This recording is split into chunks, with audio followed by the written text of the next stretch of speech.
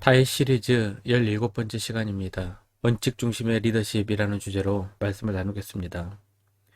베르디 오페라 중에 여자의 마음은 갈대와 같다라는 노래가 있습니다. 여자의 마음은 흔들리는 갈대와 같다라는 그러한 내용입니다. 근데 솔직히 보면은 여자의 마음만 그러겠습니까? 모든 사람의 마음은 흔들리는 갈대와 같습니다.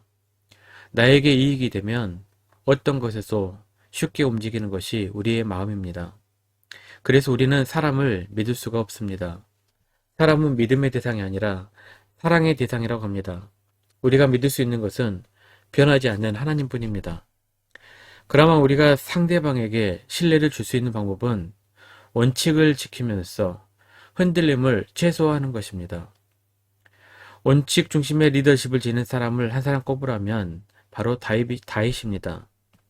다윗도 인간인지라 실수를 했습니다.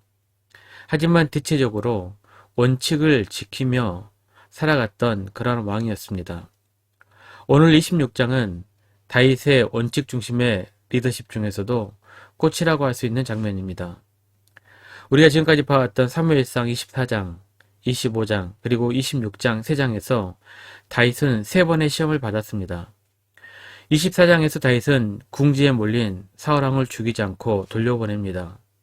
25장에서는 다윗은 나발을 죽이려고 하다가 아비가일 덕분에 그 시험을 무사히 통과합니다. 그리고 다시 26장에 와서 다윗은 다시 한번 사울왕을 살려보냅니다. 왜 하나님께서는 이렇게 다윗 왕을 3번이나 시험하셨을까요? 저는 이 시험이 다윗에게 너는 원칙을 잘 지키고 있는가? 이렇게 묻는 시험이라고 생각합니다. 이스라엘 역사에서 매우 중요한 세 그룹의 지도자들이 있습니다. 그들은 선지자, 제사장, 왕입니다. 세 그룹 모두 한 가지 공통점이 있습니다. 무엇입니까? 하나님께 기름 부음 받은 자입니다. 선지자는 하나님의 말씀을 대변합니다. 그리고 제사장은 하나님의 뜻을 묻고 예배를 인도합니다. 마지막으로 왕은 백성들을 잘 다스리고 돌보는 역할을 합니다. 이것이 왕으로서의 임무이고 원칙입니다. 그런데 사울은 원칙 중심의 왕이었습니까? 아니었습니다. 제사장을 다 죽여버렸고 자신의 백성 중 하나인 다윗이 조금 유명해졌다고 제거해버리려고 합니다. 자신의 사익을 위해서 원칙을 던져버린 왕입니다. 이런 왕은 하나님께서도 버리십니다. 사울을 버린 후 이제 하나님께서는 다윗을 시험합니다. 사울이 너를 죽이려고 했다. 원수 같은 사울을 죽일 수 있는 절호의 기회가 아니냐. 이때 다윗은 매우 성숙한 모습을 보입니다. 하나님, 저는 왕이 될 사람입니다. 왕이 될 사람이 제 이익을 위해 원칙을 무시해버리면 누가 저를 왕으로 따르겠습니까? 저는 원칙을 지키겠습니다. 이렇게 하나님께서 3번이나 하신 시험에서 합격을 하게 됩니다. 원칙을 지킬 줄 알았던 다윗의 리더십입니다. 자, 그렇다면 다윗은 어떤 원칙을 지켰습니까? 9절입니다. 다윗이 아비새에게 이르되 죽이지 말라.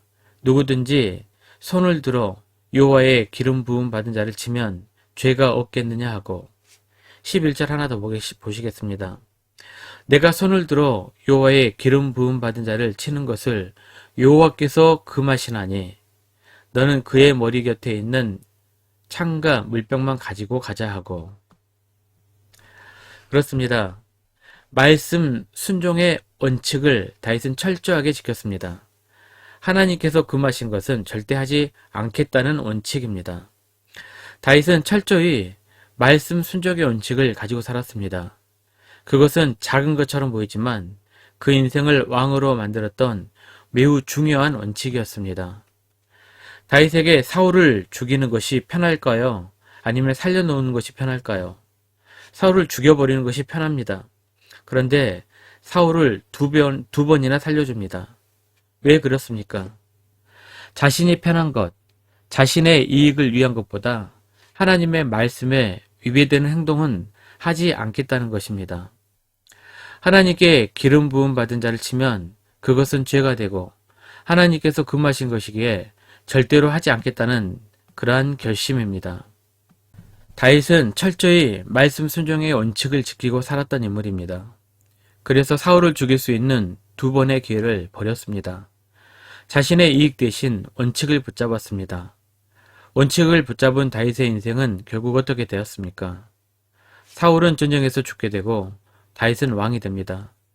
다윗은 기름 부음 받은 자를 해하지 않았기 때문에 자신이 왕이 되었을 때 자신도 비교적 안전한 왕위를 이어가게 되었습니다.